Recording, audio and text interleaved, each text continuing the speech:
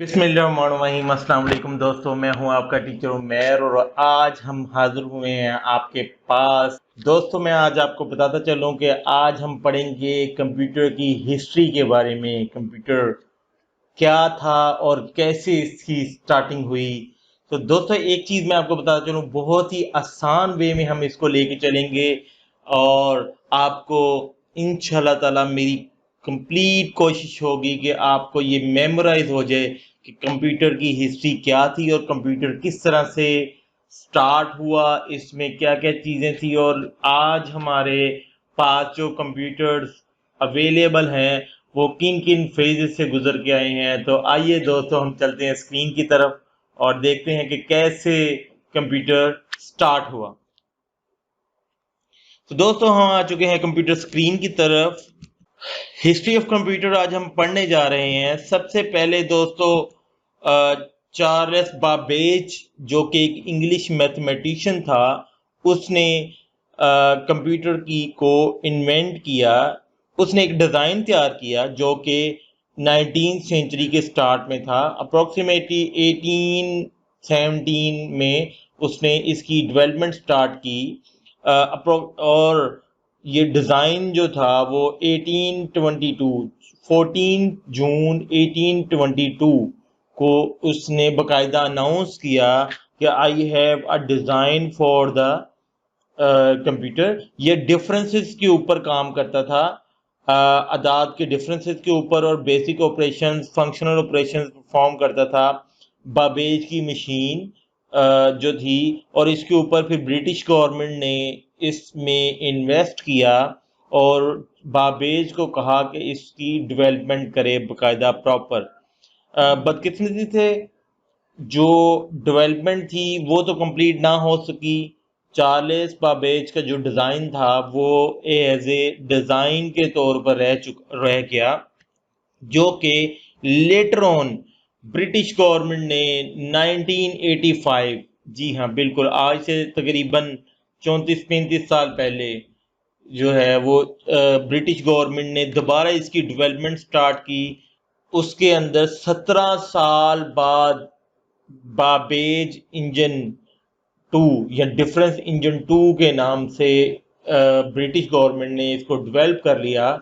और उसके क्या फीचर्स थे दोस्तों, 8000 पार्ट्स, जी हाँ 8000 पार्ट्स पर मबनी जो था ये एक इंजन तैयार हुआ जो कि 11 फीट लॉन्ग था और 5 टन वेट था इसका। तो दोस्तों बाबेज को जदीद कंप्यूटर का बाप कहा जाता है। ब्रीफली समझने के लिए मैं आपको बता दूं कि बहुत इम्पोर्टेंट है वो ये कि हम इसको डिवाइड कर लें जनरेशन्स के अंदर। जी हाँ, computer generations, different generations approximately till today 5 generation में डिवाइड किया जाता है। डिफरेंट बुक्स में डिफरेंट जगहों पर डिफरेंट जनरेशन डिफाइन की गई हैं। हम इसको 5 जनरेशन में कंसीडर करते हैं जो कि वैक्यूम, ट्रांजिस्टर एंड आईसीज और आईसीज की एक्सटेंशन की तरफ जाता है। सबसे पहले फर्स्ट जनरेशन जो कि 1946, अच्छा कुछ लोग इस जनरेशन को 1938 या 9 से भी स्टार्ट करते हैं, माइंड इट, क्योंकि एक चीज यहाँ पे बताना आपको इंतहाई इम्पोर्टेंट है, वो ये कि दोस्तों जो जंगें होती हैं, जब इनकलाब आते हैं, तब्दीलियां आती हैं दुनिया में, या जब हालात ख़राब होते हैं तो उस दौरान डेवलपमेंट का काम बहुत तेज़ी से परफॉर्म होता है। डेवलपमेंट रिसर्च बहुत तेज़ी से काम चलता है। इसी तरह से दूसरी जंग अज़ीम जो कि 1939 टू 46 हुई, इस दौरान एक नई दौड़ का आगाज़ हुआ। वो दौड़ क्या थी? टेक्नोलॉजिकल वार। इस वार के दरमियान जी हाँ हमारा कंप्यूटर भी ईजाद हुआ, इसके साथ साथ रडार की ईजाद भी इस दौरान हुई और कंप्यूटर के डिफरेंट फेजेस को इस दौरान डेवलप किया गया। और बहुत सारी चीज़ें इसी तरह से as well as atom bomb भी इसी दौरान डेवलप हुआ। तो हम किसी दूसरी तरफ नहीं जा रहे। मैं आपको बताना ये चाहूँगा कि कंप्यूटर की इन्वेंशन भी इसी दौरान, जब कम्युनिकेशन की दौड़ शुरू हुई, जो डिफेंस में अगले मोर्चों को पिछले मोर्चों के साथ और डिफरेंट हेडक्वार्टर्स को आपस में कम्युनिकेशन की ज़रूरत थी, तो कंप्यूटर की और इस तरह की इलेक्ट्रॉनिक इजादात का आगाज़ हुआ। इसी दौरान जो कंप्यूटर जो इन्वेंट हुआ, मतलब कि स्टार्ट हुआ, वो एक वैक्यूम ट्यूब बेस्ड कंप्यूटर था। वैक्यूम आप स्क्रीन के ऊपर ये नीचे दे सकते हैं, ये वैक्यूम ट्यूब्स हैं जिनकी बेस पर ये कंप्यूटर वर्क करता था। मेमोरी की स्टोरेज के लिए, प्रोसेसर की ऑपरेशंस के लिए ये ट्यूब्स यूज होती थी। इनको वैक्यूम ट्यूब्स कहा जाता है, ठीक है। लेकिन इनके कुछ फीचर्स है जो कि हम डिस्कस करना चाहेंगे। वैक्यूम टेक्नोलॉजी थी, अनरिलायबल थी, मशीन लैंग्वेज यूज होती थी, बहुत कॉस्टली थी, स्लो इनपुट एंड आउटपुट थी, ऑब्वियसली स्लो थी, हीट जनरेट होती थी बहुत ज्यादा, साइजेस बहुत ह्यूज थे।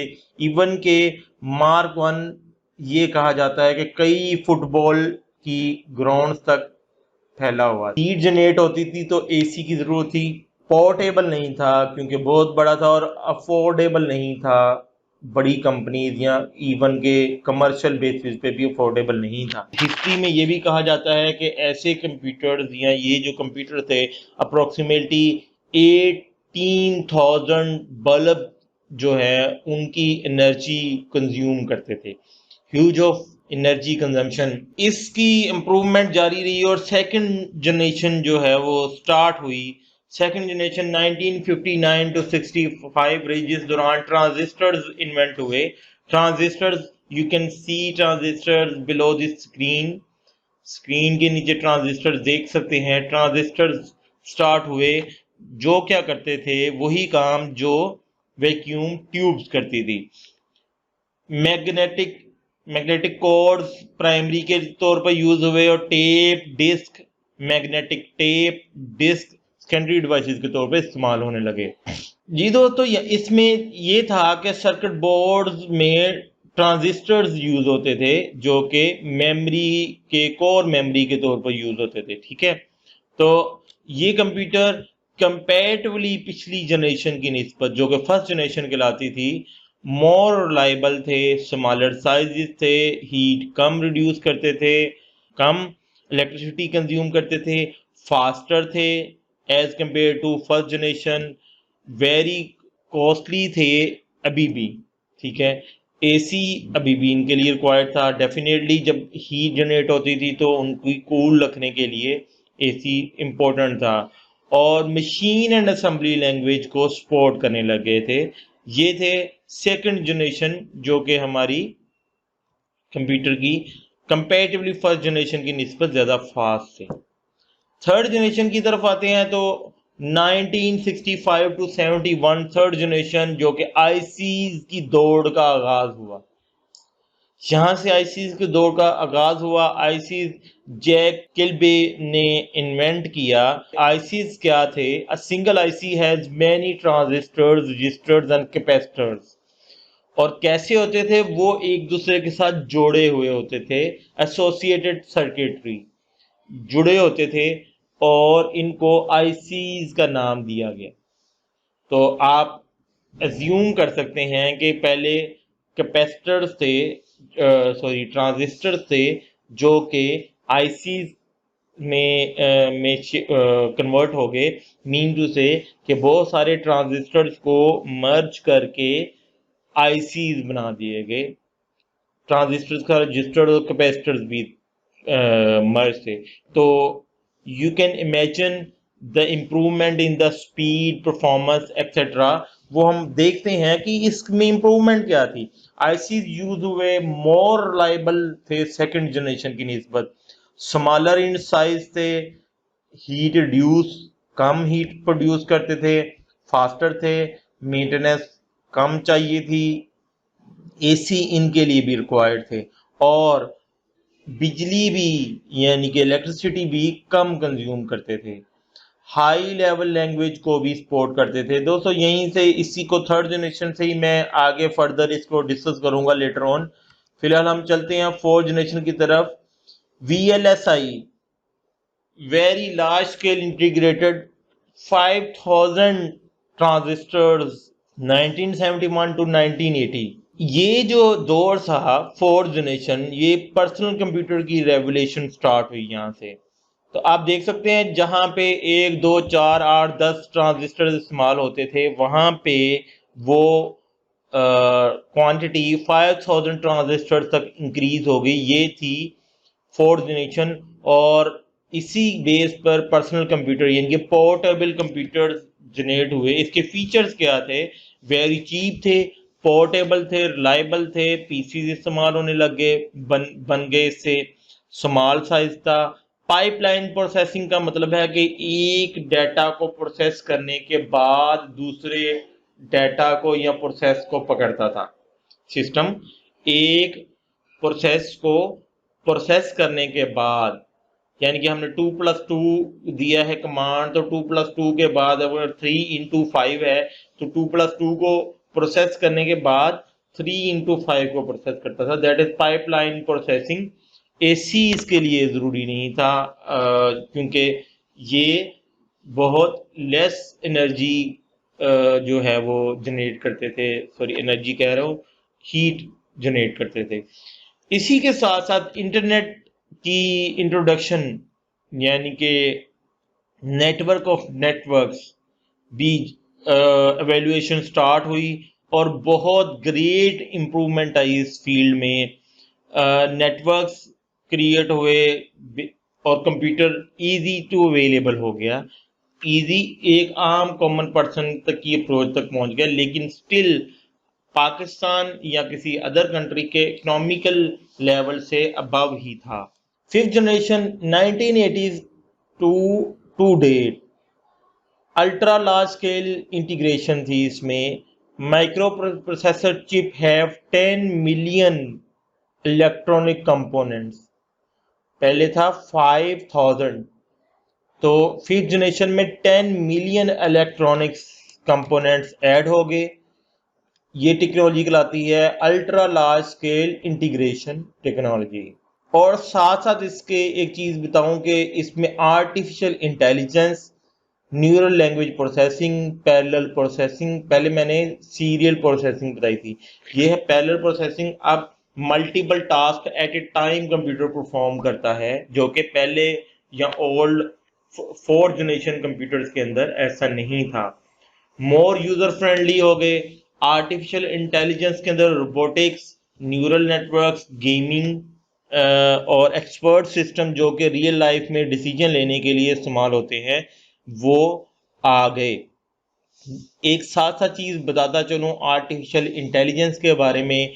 एक सिंपल सी एग्जांपल आर्टिफिशियल इंटेलिजेंस की ये है कि जैसे आप फेसबुक में कोई पोस्ट करते हैं, तो वो आपकी और आपके साथ दोस्त, जो आपका दोस्त साथ खड़ा होता है जिसकी पिक्चर में होती है, वो भी साथ होता है, तो उसका नाम ऑटोमेटिकली डिटेक्ट करता है कि ये पर्सन ये इस नाम से आपका फ्रेंड है, तो उसको भी टैग कर देता है। इसी तरह से आपको suggestions, you might be interested, इस तरह की छोटी छोटी एग्जांपल्स मैं दे रहा हूँ। और बड़ी एग्जांपल जिसकी रोबोटिक्स है और human behaviour. The computer human behaviour की तरह से कैसे काम करता है, गेम्स में होती है, आप किस तरह से गेम खेल रहे हो, कंप्यूटर भी उन्हीं चीज़ों को लर्न करके आपको रिस्पॉन्ड करता है। तो these are artificial intelligence fields. Expert system भी इसी में आता है। एक्सपर्ट सिस्टम से मुराद कंप्यूटर डिफरेंट डिसीजंस देता है कि क्या क्या ऐसा पॉसिबल है या ऐसा पॉसिबल नहीं है। अच्छा जी दोस्तों, ये तो थे 5 जनरेशंस। इसके साथ एक इम्पोर्टेंट स्टोरी मैं आपको, बहुत ही ज्यादा इंटरेस्टिंग मैं आपको शेयर करने जा रहा हूँ। वो है इंटेल प्रोसेसर डेवलपमेंट कंपनी, एक ऐसी कंपनी जो कि प्रोसेसर बनाती है। हमारे कंप्यूटर्स का, लेटेस्ट कंप्यूटर्स का भी एक इम्पोर्टेंट पार्ट है। प्रोसेसर क्या होता है? डाटा को प्रोसेस करता है। तो ये कंपनी इंटेल हमारे हर घर में पाए जाने वाले लैपटॉप्स, डेस्कटॉप कंप्यूटर्स के अंदर मौजूद इनके इस कंपनी के बनाए हुए प्रोसेसर्स हैं। इनकी एक बड़ी इंटरेस्टिंग स्टोरी ये है, चलिए मैं आपको बताता हूं कि बॉब नॉइस और गॉर्डन मोर ये दो एम्प्लॉयज थे जो कि 1968 में अपनी कंपनी से अनहैप्पी थे। कंपनी का नाम था फेयरचाइल्ड, सेमीकंडक्टर बनाने वाली कंपनी थी। उन्होंने डिसाइड किया कि हम यहां से रिजाइन कर देंगे। So finally they have रिजाइन्ड।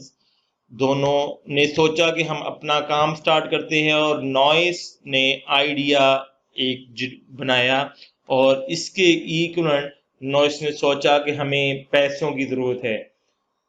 Noise ने सैन फ्रांसिस्को, जो कि अमेरिकन स्टेट है, उसमें कैपिटलिस्ट जो कि इन्वेस्टर कह लें, जिस आर्ट रॉक के नाम से इन्वेस्टर था, उसने नॉइस के आइडिया को एक्सेप्ट किया और उसने कहा कि 2.5 मिलियन उसने डॉलर्स इन्वेस्ट करने के लिए वो तैयार हो गया।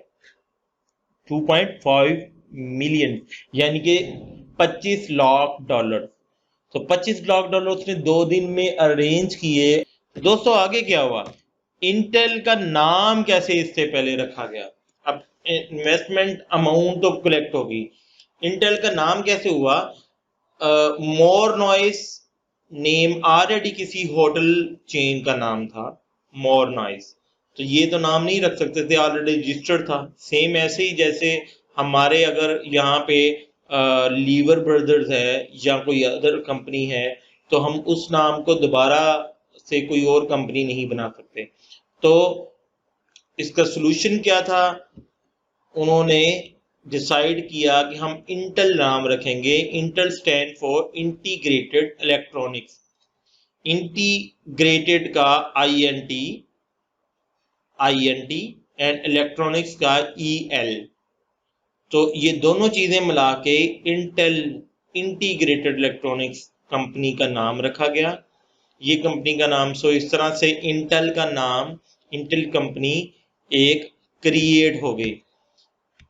तो स्टोरी कुछ यूं है कि एक बिजी काम कंपनी थी जापानीज, उन्होंने इनको कहा कि भाई हमें 12 कस्टम चिप्स डिजाइन चाहिए, जो क्या क्या काम करेंगे, keyboard scanning, display control, print control या फंक्शंस, डिफरेंट फंक्शंस कंट्रोल करने के लिए 12 चिप्स चाहिए।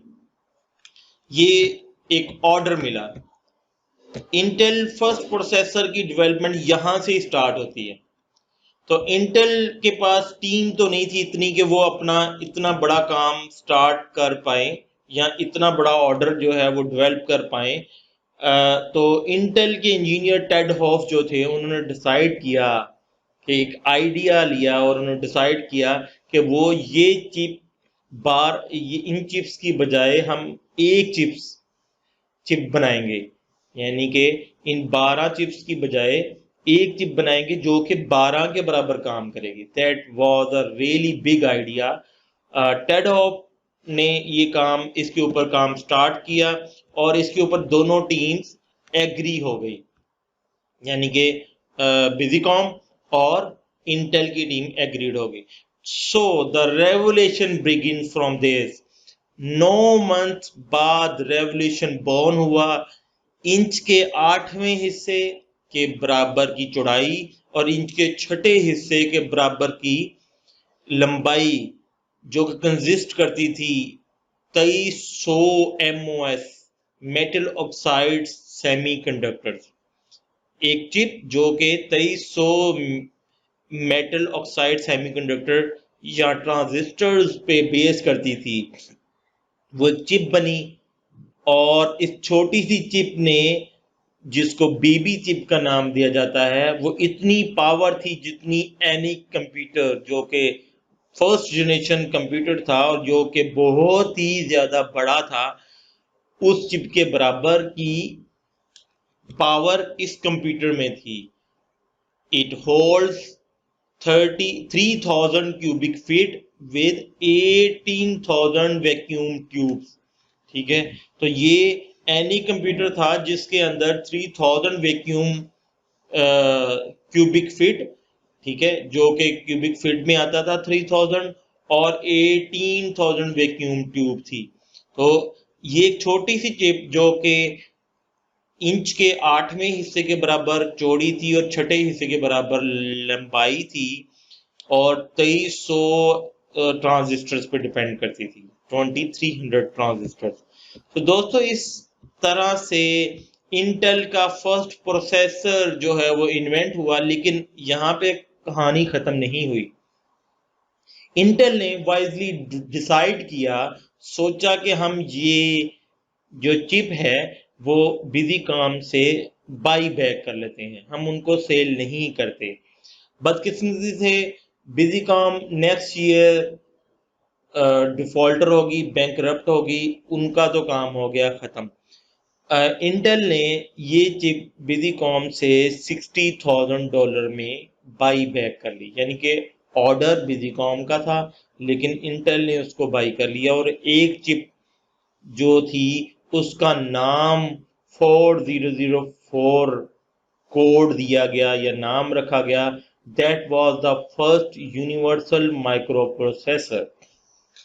तो यहां से काम स्टार्ट हुआ और इंटेल ने इसको मार्केट में as a first universal micro processor के नाम के तौर पर इंट्रोड्यूस करवाया, यानी कि एक ऐसा माइक्रो प्रोसेसर जो कि मल्टीपल काम कर सकता था, डिफरेंट काम कर सकता था, यूनिवर्सल यानी कि एज ए पर्सनल कंप्यूटर के अंदर भी काम कर सकता था। नीचे पिक्चर में ये प्रोसेसर की तस्वीर देख सकते हैं।